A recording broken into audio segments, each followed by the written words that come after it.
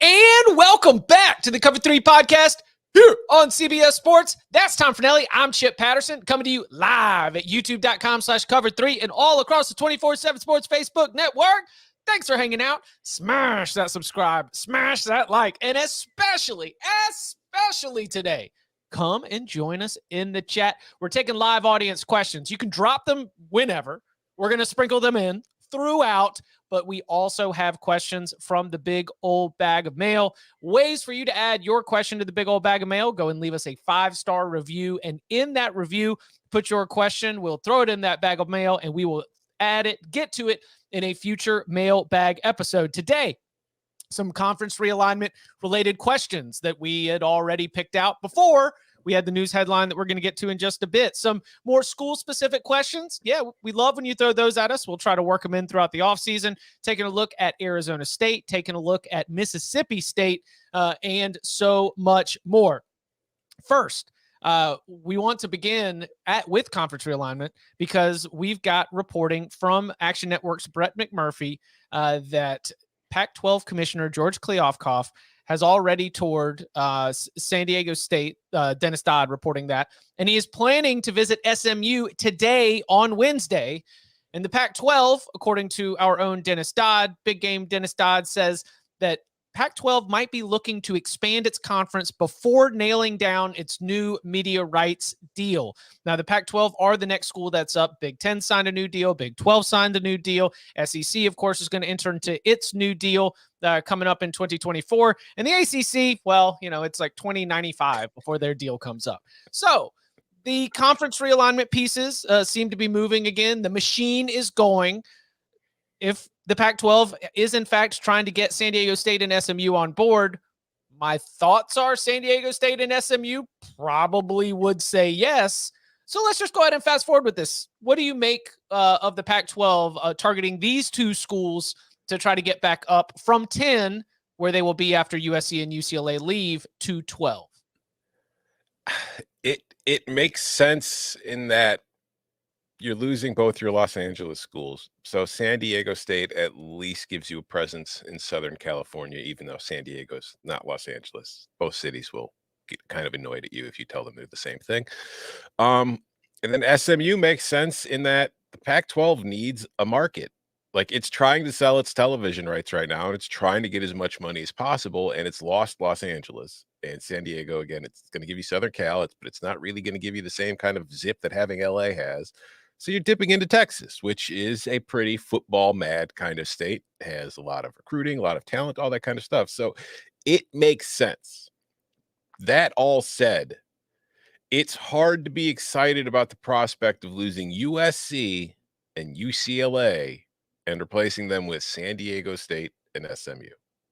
So I don't know. It's just, it makes sense. It's hard for me if I'm a Pac-12 fan to think it's going to be exciting. And honestly, if I'm Apple or if I'm NBC or CBS or Fox or ESPN or Amazon, whoever the hell is bidding on Pac-12 rights, like, are you sitting there thinking, I'm kind of interested in the Pac-12 at this right? Oh, what? You're getting San Diego State and SMU? Well, here's an extra $20 million. I don't know. It doesn't really do anything for me from that aspect. So one of the notes from Dennis Dodd is that the next Pac-12 deal is expected to be a split between a streaming service and ESPN. ESPN, clearly the television markets are, matter. We're still dealing with linear cable at that point. But for streaming services, do markets matter? I mean, is that a dumb question? Because you've got your total number of, Amazon Prime is in 66 million households or whatever. Like, there's 66 million Amazon Prime subscribers. So that's your potential reach there. If you are going to be more streaming and more digital, in that sense, I would almost say compliment it, because if you're looking at programs that are not in the Power Five, that from a interest, competitive, and brand standpoint, these are some pretty rock solid programs in San Diego State, in SMU, ones that have been not bottoming out and maintaining a pretty high level of consistency here in the recent history. Yeah, but I think, honestly, with streaming, it might matter more, because if you have Amazon Prime, how much you paying a month for it? And then you get, the Amazon streaming. You're trying to bring in new customers if you're Amazon. So it does depend on the market size. Because if you are in Dallas and you're trying to get a greater market share in Dallas among people there, among SMU fans who will want to pay a monthly subscription fee to watch SMU play football, that matters. Same in San Diego State. So I think it matters just as much as it does to the cable companies. It's just, I don't know. I mean, I don't know about you. I have Amazon Prime. Most people I know already have Amazon Prime. I don't know how many more people are out there that are going to get Amazon just because SMU joined the Pac-12. So again, I don't know how much this is really going to increase. And then also you mentioned, I think the bigger thing for me is if it's streaming, like if ESPN wants to pay for the Pac-12, ESPN is paying for the Pac-12 so it has something to put late at night on Saturdays, like for the post prime time games.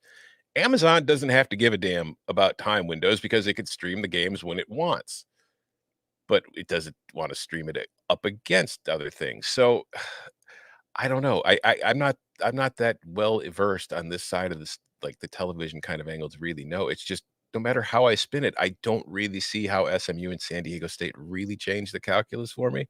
And I think it says something to the larger point of what Power Five conferences have become. Because if you go back to the beginning of what the latest, modern conference realignment is, the Big Ten and the SEC have poached schools from other Power Five conferences.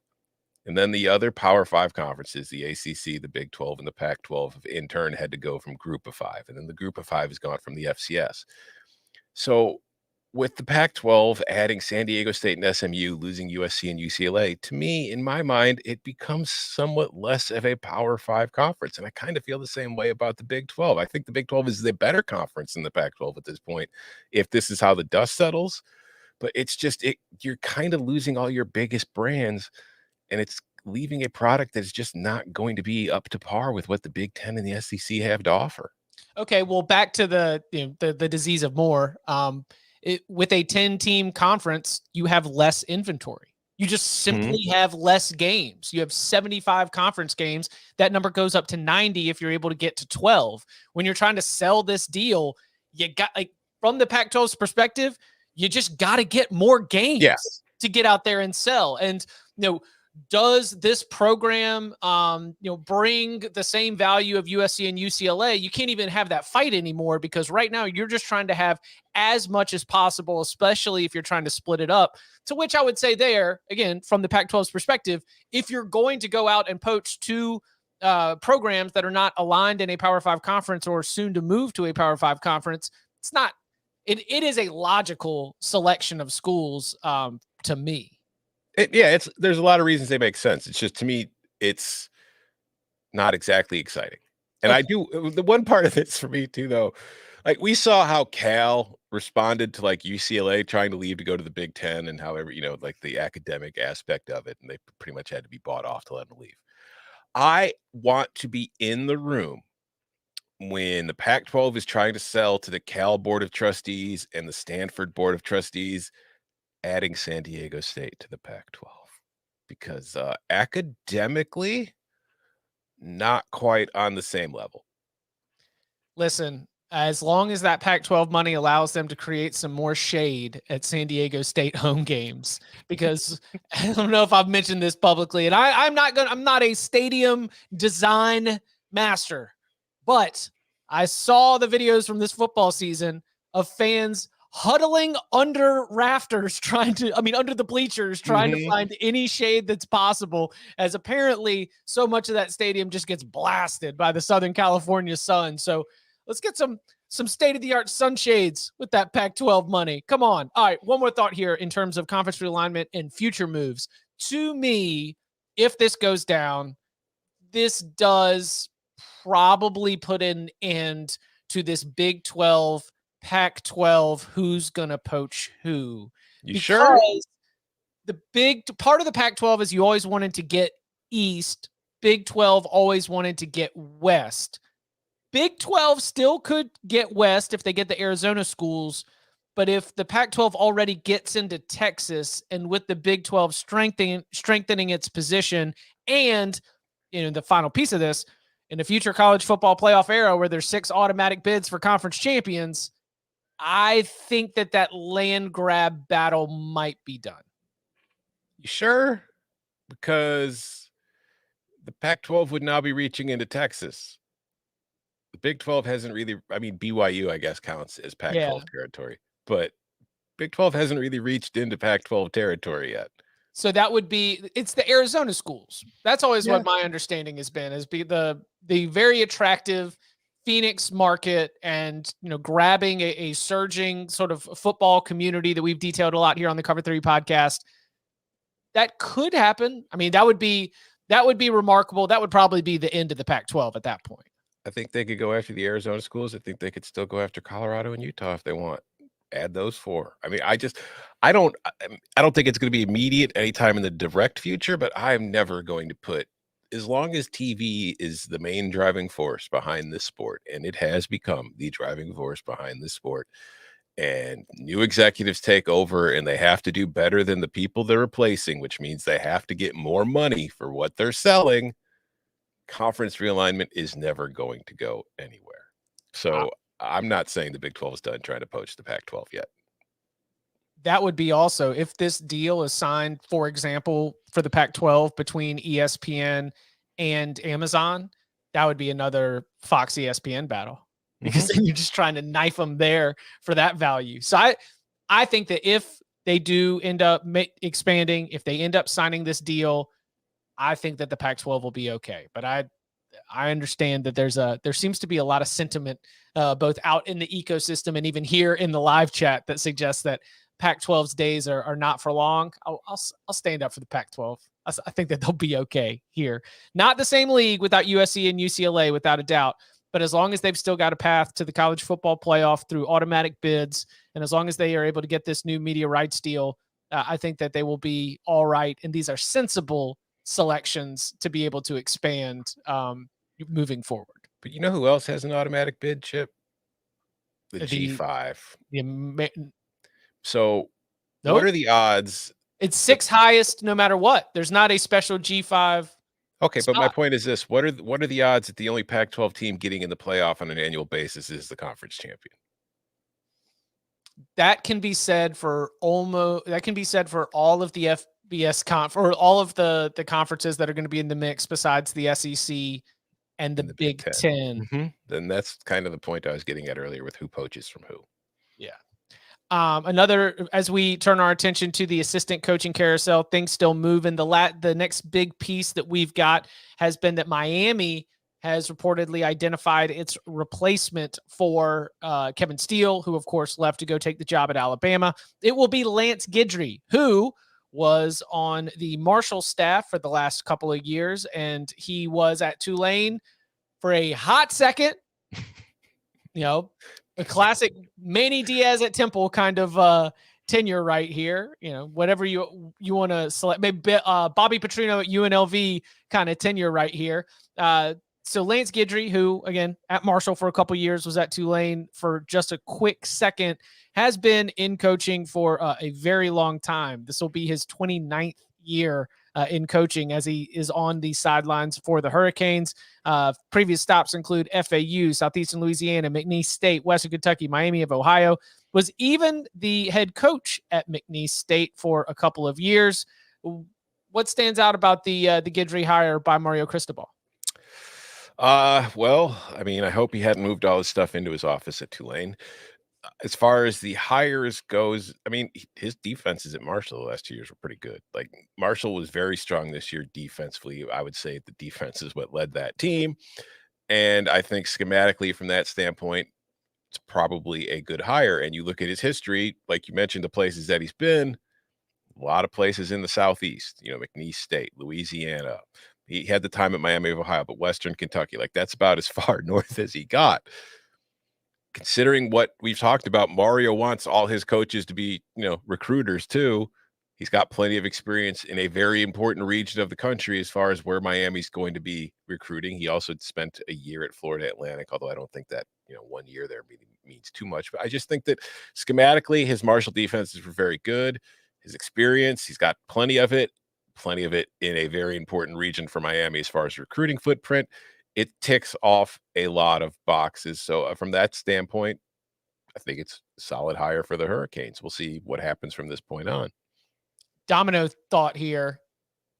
Tough go of it for Willie Fritz. Yeah. You lose Chris Hampton, who had done an excellent job with that Green Wave defense. He's off to Oregon, for those who haven't been keeping track of Chris Hampton's whereabouts. You go and you make what seems to be a pretty sensible hire, especially if he ends up getting hired away by Mario Cristobal. Now you've got another hire that you need to make going into a season that, Tulane's expected to run the American Athletic Conference. I mean, they're the reigning champions. They've got their head coach back. They've got their quarterback back. Of course, they lose their star running back, but this is a daggone.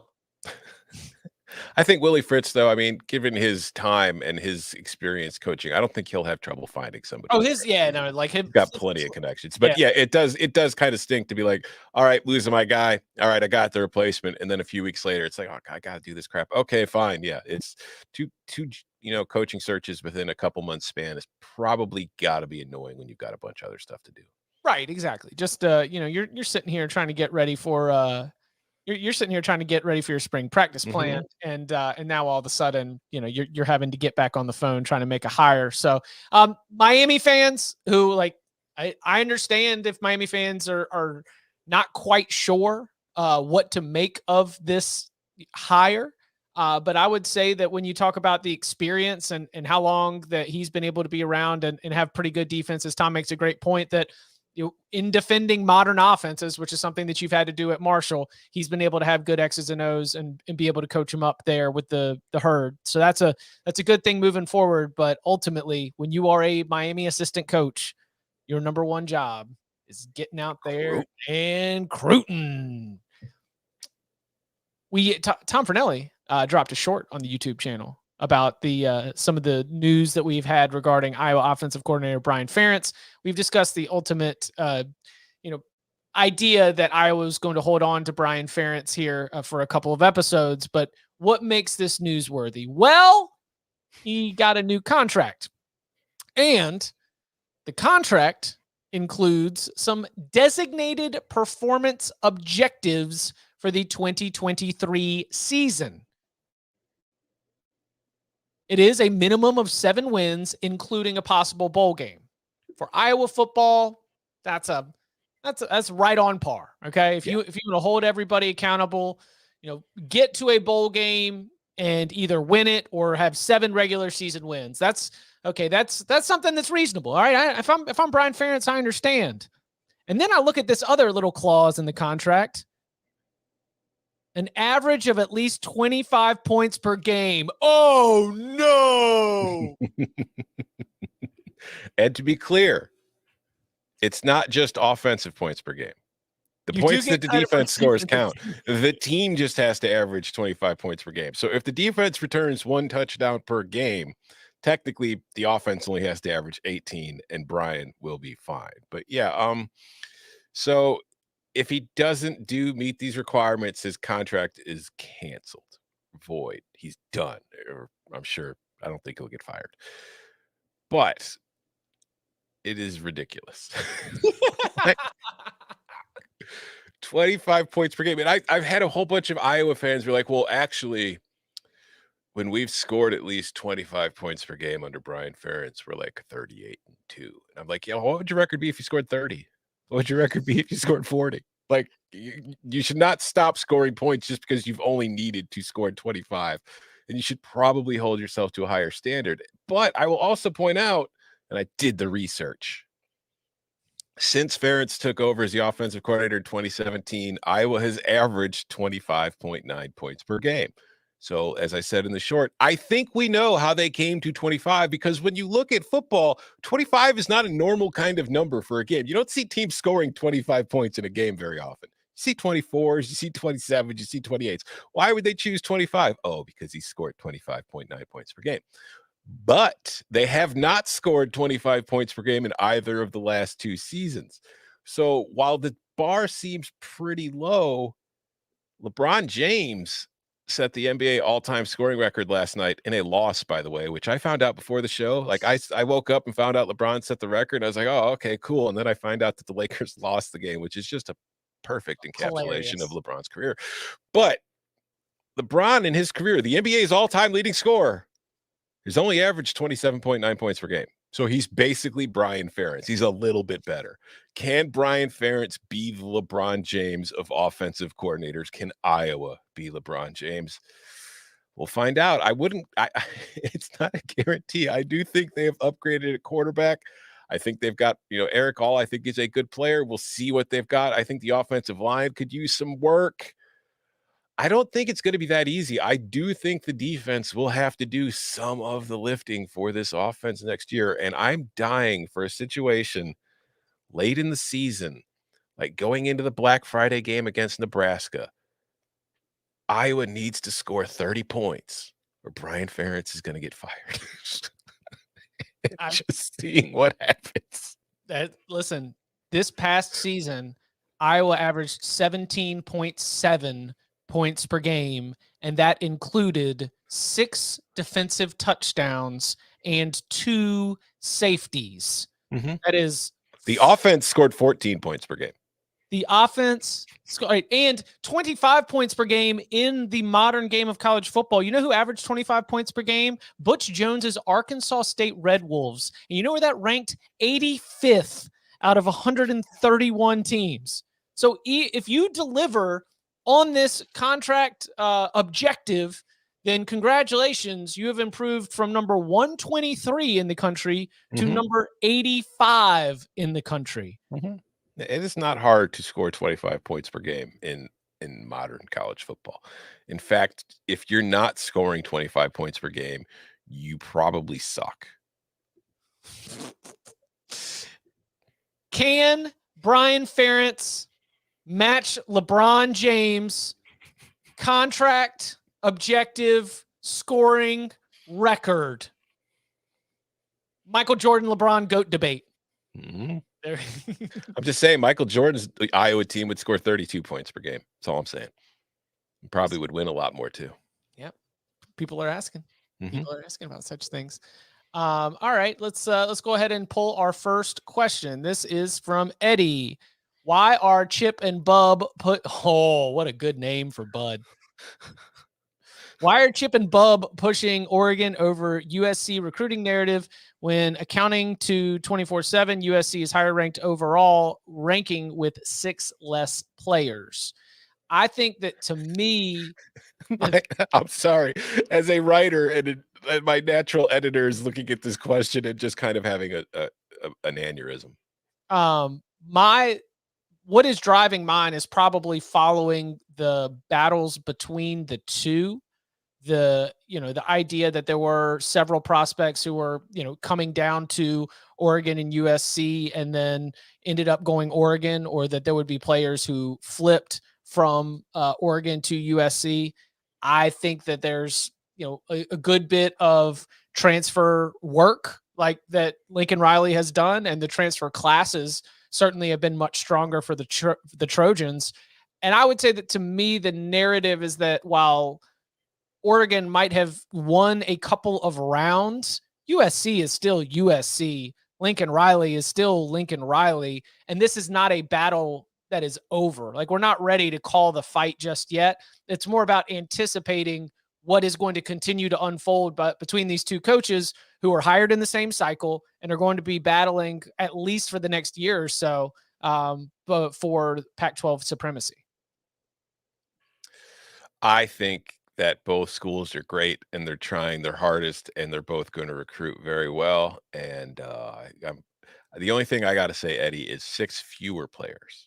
Fewer, not less. Fewer. And I'm going to assume the accounting too was just a typo.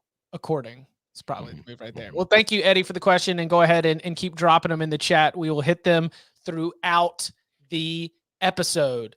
And coming up on the other side, we got a lot of teams that are going to be on the move in the next couple of weeks. A lot of conference realignment flair here today on a Wednesday. So who among these notable movers will end up winning a conference title in their new conference first? We'll get into that and more next. Why are we stopped? Something bit you. What keeps you up at night? Has to kill you before the next fall. Well, I don't think it's a 7-foot-tall monster. But you're not so sure he's a barrier there.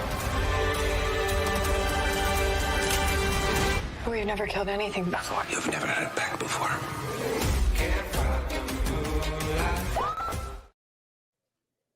Back here on the Cover 3 podcast, taking a dip into the big old bag of mail. Great way for you to get your question in a future mailbag episode. Leave us a 5-star review, and in that review, put your question. This question comes from BK1994. This is a must-listen podcast for college football fans. Love the win totals and locks pod every year. Been listening since 2018. R.I.P. Barton. He is dearly missed. My question is, of the 8 schools in the power conferences, moving conferences in the next couple of years, open parentheses, Oklahoma, Texas, UCLA, USC, Cincinnati, BYU, UCF, and Houston, close parentheses, who will win their new conference first, assuming no other conference realign? Oh, this is the second part of the question. Let's do the first part first. So, again, for those listening at home, Oklahoma and Texas in the SEC, UCLA, USC in the Big 10, and the 4 new schools that are joining the Big 12, Cincinnati, BYU, UCF, and Houston, who will win a conference title first? In terms of advantage, the Big 12 schools will be in the longest, as they are going to be in the Big 12 for the 2023 season. UCLA and USC join for the 2024 season in the Big 10. And as we've discussed extensively on here, despite all their best efforts, Oklahoma and Texas appear to be joining in 2025. So of those 8, who wins a conference title first in their new conference? This is a really tough question. I like it.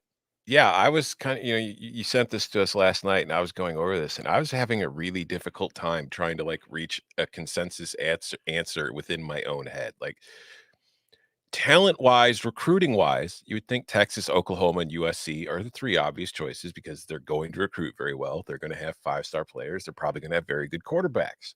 But Texas and Oklahoma will be joining the SEC, in which they're going to be going head-to-head with Alabama, LSU, Georgia, and no, Jordan's producing Tennessee. So, like, that's not a very easy road. Like, when you look at those teams, they're probably starting off at best as the 3rd best team in the conference, like from a starting point. So you've got to climb the 2 giants, assuming Alabama, Nick Saban retires and Alabama slips. It doesn't look like Georgia's going anywhere anytime soon. You've still got LSU, A&M, blah, blah, blah. USC joins the Big 10. But when was the last time USC won the Pac-12? It's hard to just say, well, they're going to go in the Big 10 and be able to win that conference. They're going to be able to beat Michigan. They're going to be able to beat Ohio State. They couldn't beat Tulane. Like, we've seen them get, kind of shown the door by Utah. If you can't beat Utah, Michigan's probably going to be doing the same thing to you that Utah has been doing, just out-physicaling you and beating you up in the trenches. So you need to see that kind of improvement. So I think, honestly, the best answer is one of the 4 joining the Big 12. Because they're entering a conference that is losing its 2 kind of top dogs. And I know Texas hasn't won the league in a while. TCU just reached the playoff, but just as far as recruiting talent-wise, Texas and Oklahoma have been the 2 big teams in that conference for a very long time. So of those 4, which one do I think has the biggest chance to win the Big 12 first? Sorry, UCLA, I've completely kind of thrown you out here. I don't think you're winning the Big 10 for a long time. UCF. I think UCF has the best head coach of the 4 schools that are entering the Big 12. And while they will be dealing with Texas and Oklahoma for 2 years, I think that when they leave, that this program, which is, again, going to be occupying this unique spot as the Big 12 program in the state of Florida, they are going to, they to me are the best positioned of those 4. I, like you, was not going to pick Texas or Oklahoma. Not only did they have the time not on their side with the delayed entry, but I'm just not going to throw them in and think they're going to jump to the top of the SEC. I, like you, I'm not going to take USC or UCLA because the good gravy, what is at the top of the Big 10 is as impressive as what you've got at the top of the SEC, to which I go to these Big 12 schools, which get a little bit of a head start against the others. And as I'm deciding between Scott Satterfield's Cincinnati, Kalani Sitake's BYU, Dana Holgerson's Houston, or Gus Malzahn's UCF, my answer is UCF. I'm going to go Houston. I don't think it'll be with Holgo, though. Ooh. Like, I don't think either of these teams are going to be winning their conference within a few years. Like, I think it's probably 4 or 5 years down the road before any of them do it. But, yeah, I would say UCF or Houston are probably the 2 most likely. I think Cincinnati, having lost Fickle and lost a lot of players, to the draft in the last couple classes, I think the Bearcats, they're not going to be bad, but I think the Bearcats could be more of a 7-8 win team for a few years in the Big 12, trying to get their feet set and get, their whatever beneath Which them. was their standard. I mean, Yeah. that's the thing is like the Brian Kelly was just like an astrological. No, that's astronaut. What meteorological event? A comet through the sky. So comets are meteorological events. I don't know. It was one of those things that you stand outside because it ain't coming back around. Brian Kelly just flashed through the sky, and then Luke Fickell built up to something. But when we were celebrating Luke Fickell's success in Cincinnati, one of the other sides of the conversation was like, okay, so we need to remember that he is doing a streak of success, like wins over 2 years, wins over 3 years, wins over 4 years, that have not been done all that often. And that being a 7 or 8 win program is more of Cincinnati's history than winning 10, 11, 12 games like Fickell was doing. I'm kind of with you. I don't think Cincinnati's going to bottom out. It's in a great spot. But I want to spin this question for you. Okay. Which of those 8 schools is going to be the worst in their new conference? Like, has the highest potential to completely just bottom out and become a doormat?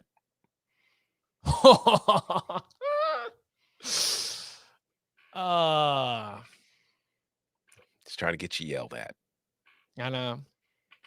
Hey, actually, you know what? It might be USC. No, I think it's funny. I think the answer is the same. You think it's either like UCF or Houston? Yes. It could be UCLA. UCLA could just become a, let's collect our check, win 6-7 games. So maybe not doormat, but I don't think Texas and Oklahoma could ever truly bottom out. I don't think USC could truly bottom out. But we seen it. So my argument between the USC is that we have seen USC bottom out recently. It is possible. It is within the recent history of the Trojans. Back real quick though. Like, you could have a bad year. I'm talking just bottoming out. Like, you become a team that's just like, hey, we're just hoping to get to a bowl game. Okay, UCLA, BYU, or I guess I like your UCF or Houston has the potential to win any of the Big 12 schools. I think, yeah, UCLA and the Big 12 schools, I think, would be the answer. Okay, so of these 8 schools, this was the second part of the question from BK 1994. Assuming no other conference realignment, over under 2.5 schools from this group of 8 win their conference over the next 10 years. Under. I would say, yeah. I'm not going to go 3.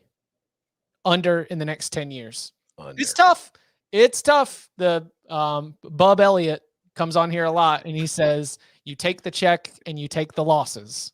It's something that he has said many, many times, and certainly a big part of the conversation. Coca in the chat saying UCLA has a better chance of becoming the Cal of the Big Ten than any other of the schools has of becoming a powerhouse. I would agree with that. All right. Well, let's go ahead and stick it with let's stick with UCLA as Golden Blue Kevin says, what's the outlook for UCLA this coming season before the Bruins get buried in the Big Ten? With new QBs Colin Schlee and Dante Moore, can we finish top 3 or 4 in the Pac-12? That's the first part of the question. Distant shot at a New Year's Six Bowl. Yes and no. Yeah, I mean, I think there's a very real chance you could be top 3 or 4 in the Pac-12. I don't think that's asking too much, but New Year's Six Bowl, probably a whole lot to ask, I think. I mean, it's not saying it's impossible, but you look at what that team has lost, and Schlee is a good floor from what we saw from him at Kent State. Dante Moore could be anything at this point. He's the mystery box. He might be great. He might just be a young quarterback with high rating who struggles when he first gets to campus. There are a lot of those.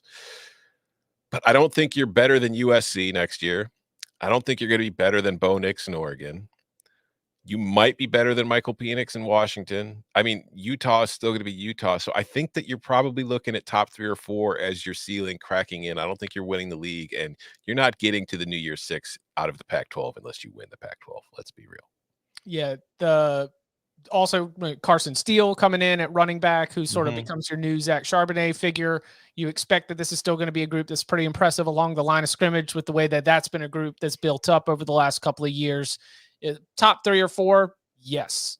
Shot at a New Year's Six Bowl, not quite seeing that. Top of the conference is just, like Tom said, I'm going to slot the other ones ahead of them. All right. We'll stay in the Pac-12 as this next question comes from Cord. Love the show, gentlemen. Keep up the great work. As an Arizona State fan, I'm excited to see Jaden Rashada coming to Tempe, but I'm having flashbacks to when Jaden Daniels came into the program as a top recruit like Rashada. With USC and UCLA leaving the Pac-12, in your opinion, with the comparison to Jaden Daniels' era, can Rashada, with Kenny Dillingham, take the Sun Devils to being conference title contenders in the next 3 years? No. 3 years, not long enough for Kenny Dillingham to take Arizona State to be in a conference title contender. Yeah, no, I don't think so. I mean, it's the last couple of years of the Herm's tenure are kind of detrimental to the program. And I think that there is a lot of rebuilding that Kenny Dillingham has to do. And you've already started the work. Like, he's brought in a lot of transfers back home to Arizona from the area, trying to get the roster built up. And I think Jaden Rashada is a very good get for Arizona State. And maybe he speeds up the process a little bit, or at least raises the floor for the first couple of years. But winning the Pac-12 there's a large area that you have to cover between where you are now and winning the Pac-12. I don't think it could happen in 3 years. Maybe 4 or 5, you could finally start competing for it, but it just doesn't seem realistic to me to look at where that program is right now and think, oh yeah, by 2026, they're winning the Pac-12. Just don't see it. If Arizona State makes a bowl game, Kenny Dillingham is the coach of the year in the conference. Yeah, probably. I mean, 26 transfers. Like, I mean, you are doing the, like, bring in all new players, get them all to buy in. Then if you are able to get the Sun Devils to that spot right away, that is extremely impressive to being a conference title contender when you are starting behind the likes of Dan Lanning at Oregon, of Kalen DeBoer at Washington. Kyle Whittingham, as long as he's there, is going to have Utah right up there in the top tier. I mean, even looking at a Pac-12 that does not have a USC and UCLA, that is a tough upper crust to be able to break through. Andrew Gilmore in the chat says we said the same thing about Josh Heupel. Did Josh Heupel win the SEC this year? Am I confused? I thought he got completely destroyed by Georgia, the team that did win the SEC. Maybe I was wrong. All you had to do was not lose to South Carolina. Yeah. Could have There's been a big gap. Tennessee exceeded expectations. They didn't win the SEC. Big difference. All right. Speaking of the SEC, how about this one from the chat? Craig says, spicy. Nick Saban just made 2, Craig's words here, lackluster coordinator hires, and signed an inside linebacker off Georgia's bench, presumably to come start at Alabama. Will the Tide really be able to challenge Georgia with all the turnover? I disagree on the assessment of lackluster coordinator hires. Strongly. I mean, if Kevin Steele was the same coach, but he was 39, you'd think he was a great hire. But it's since he's older, he's not. He's a lackluster hire. I mean, I don't think Alabama is going to be as good as Georgia, if that's the basis of the question. I think Georgia's the better program right now, and I think Alabama has ground to make up, and I think losing Bryce Young makes it really difficult for Alabama to make up that ground. Now, we'll see what happens at the quarterback position there, if something changes or if somebody steps up and takes a step forward. But I do think there's a pretty big gap. I think there's a large gap between Georgia and damn near everybody else in the country at the moment. So I don't think it's really a knock on Alabama to say that I don't think they can catch them yet this year. No. Oh, I definitely do, because you are using the phrase, like, are they going to challenge? Can they challenge Georgia? Yes. Yeah. Yes. Yeah. It's Alabama. I understand, but I'm just saying I think Georgia's the best team in the country again by a lot. But putting them... Who challenged Georgia this year? Ohio State. Ohio State did challenge Georgia this year. But I believe that there is still phenomenal talent in that locker room. And being able to... The fact that Alabama on the field underperformed its talent, especially in key games and key situations... It prevented Alabama from being in the college football playoff and prevented Alabama from being able to play at all against these Georgia Bulldogs. We never got to see Georgia against Alabama. And when they played the year before, they split. Alabama won in the SEC championship. Georgia won in the national championship. I think that while Georgia is deserved in being ranked ahead of Alabama in your power rankings, your pecking order, your predicted order finish, whatever, yes, Alabama can challenge Georgia. And the coaching change might help Alabama challenge Georgia. So, yeah, yes, they will be able to challenge Georgia with all the turnover. It might even be an upgrade.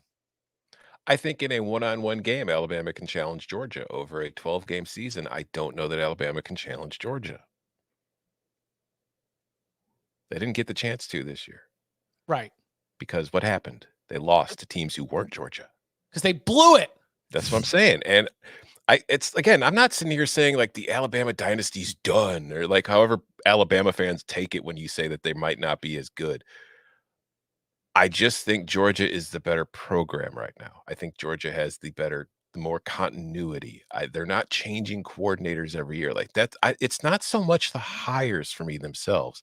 It's that Alabama for the last few years has been rolling through coordinators, and it's hard to be consistent when there's that much change going on in the building. And while Georgia has lost coordinators to other jobs, moving on to head coaching jobs, there's just been a lot more consistency in that building as far as the roster is concerned and the coaching staff to where it's easier. Things are they're basically what Alabama was a few years ago when Alabama was at the peak of its powers. I don't think Alabama's anymore at the peak of its powers. I don't think that's that crazy of a thing to say. We've seen the best of the Saban era at Alabama. Doesn't mean they're going to drop off the face of the earth and only win 7 games. They'll probably win 10 or 11 games. I just don't think they're going to win a national title. Again, not this year, maybe next year.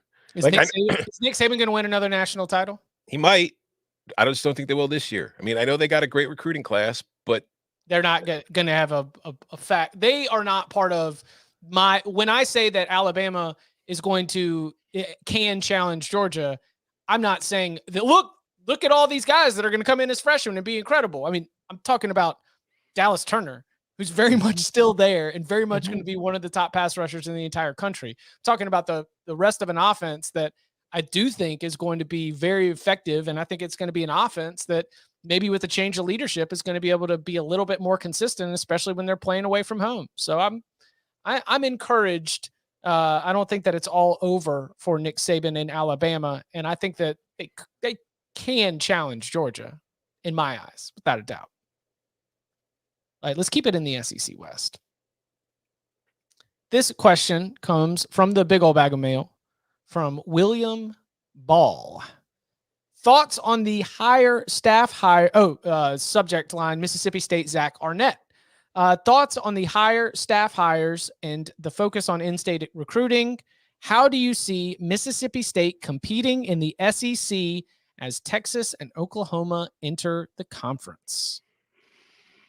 We'll start with the staff. I mean, the offensive coordinator is Kevin Barbay, came from App State. He was at Central Michigan before that. Defensive coordinator will be Matt Brock, which is an internal promotion. He was already on the staff. I can't really say I'm super familiar with what Barbay's offenses have been. He was only at App State for a year. And, it's not like I was kind of really focusing in on Central Michigan's offensive schemes the year he was the OC there.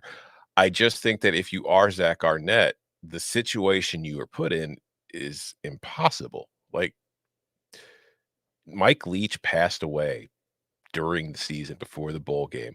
Zach Arnett gets taken over as the interim. There's never really a coaching search as much as Zach Arnett is now the new head coach, and he's going to get a chance. It's just if you're a coach and the Mississippi State wants you to be the coordinator or position coach, what assurance do you have that Zach Arnett's even going to get more than a year? Like, did Mississippi State put in Arnett with the idea being that he's going to be the long-term answer? Or is it, well, I mean, we're not going to conduct a coaching search right now. Like, We've got so much other stuff we're dealing with, so much more important things. We'll give it the year. We'll go from there. We'll see what happens. And then maybe we do an actual coaching search, or maybe Arnett just hits it out of the park and we just keep going. But Mississippi State's going to look different because I don't really know a ton about Barbay's offense from App State. It's not the air raid. And an air raid offense recruits to a certain kind of like on the offensive line, just at the receiver position, at the quarterback position. You ask for a lot of different things than you might in this new offense. So Mississippi State, when you look at what they lost to the portal, you look at all the changes that are going schematically, I don't think you're destined to have a very good 2023 season. And honestly, I mean, you can't rule anything out. But when Texas and Oklahoma join, like for the Mississippi States, the Arkansas, the Missouris, and all those schools of the world, that's not good for you.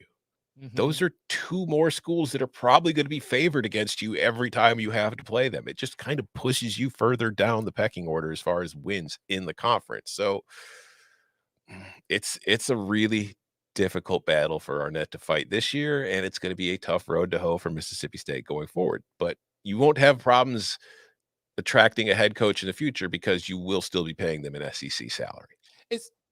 So the future part of this is interesting to me because Mississippi State is in a position that we have seen as some of these conferences have broken up and gone to divisionless models and switch things up. Because while Mississippi State has an SEC West division title and an SEC championship game appearance that its Egg Bowl rival does not, it has faced an incredibly tough road to be able to reach there living in the SEC West. So one of the most crucial components of this is that as Texas and Oklahoma join, how does the shuffle break for the Bulldogs? Because there is a world where you are looking at your future and maybe your three permanent rivals. Of course, we know that one of them is without a doubt going to be Ole Miss, but maybe you do draw someone from that's the SEC East. Maybe you draw somebody else that is more in your neighborhood of the SEC, and you don't find yourself in a position like you did on most Saturdays in division play where you feel like you're having to punch up. So there's a potential. I mean, this is like me giving you the bright side of here come two college football juggernauts that are going to be pushing you down in the 1 through 16 pecking order. It is possible that in reshuffling the schedule and breaking up the SEC West, that Mississippi State does end up getting on a year-to-year basis a somewhat easier schedule, and that's the best possible outcome, other than the higher payouts on an annual basis from Texas and Oklahoma joining your conference. It's also possible your three rivals become Ole Miss, LSU, and Texas. I mean, you don't know. Listen, you could argue that might be easier. You get to play Texas. We already got to play Ole Miss and LSU. Now we get to swap out Bama for Texas. This is great. I would give them Missouri. All right, let's. I'll give you a second to 2023 Mississippi State football schedule. I'll read it for those who don't have it at home. Somebody from the chat went and dropped this in earlier.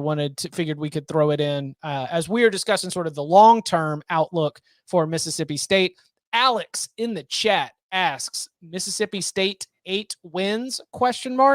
That schedule, again, if you're driving, walking, or don't have it in front of you, non-conference for Mississippi State in 2023, Southeastern Louisiana at home. Win.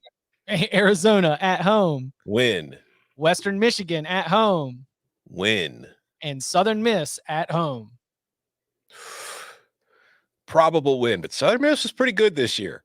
Okay. The conference schedule starts with LSU at home. Loss. At South Carolina. Loss. Alabama at home. Loss. At Arkansas. Coin flippy, but on the road does not work to your benefit. More likely a loss. Okay, so you come out of the off week with 2 road games, Arkansas and Auburn back to back. Can you get one of them? Yes. You could also lose both. Okay. Kentucky at home. I'm going to give you the win. Okay. Upset. Home Texas, dog. So then Texas A&M on the road. Loss. That means I've got us at 6 right now heading into the Egg Bowl, which will be in Starkville on Thanksgiving. So 8 wins, according to our very fast math here on the Cover 3 podcast. This is not how many games are going to win this fall. I mean, we talk about this when we do the locks or the win total pods. As far as getting to the over, like you want your road games to be the games you're probably not winning anyway, like the Alabamas, the LSUs. Like you want, like their road schedule in the SEC this year is South Carolina, Arkansas, Auburn, Texas A&M. You wish you had those games at home so you could count them as wins, because then it'd be 4 SEC wins, 4 non-cons, and boom, there's 8. Yeah, like those are your more quote-unquote winnable games. You would rather have them at home than on the road. Putting those games on the road just makes it a lot more difficult. I think if Zach Arnett and the Bulldogs get to a bowl game this year, they've had a very good season. Good note there. All right. Producer Coca will fine us if we don't take his question too. You know, he runs a really tight ship around here. A lot of questioning about Alabama's quarterback. We have seen them be successful with each new one. What about replacing Stetson Bennett at Georgia?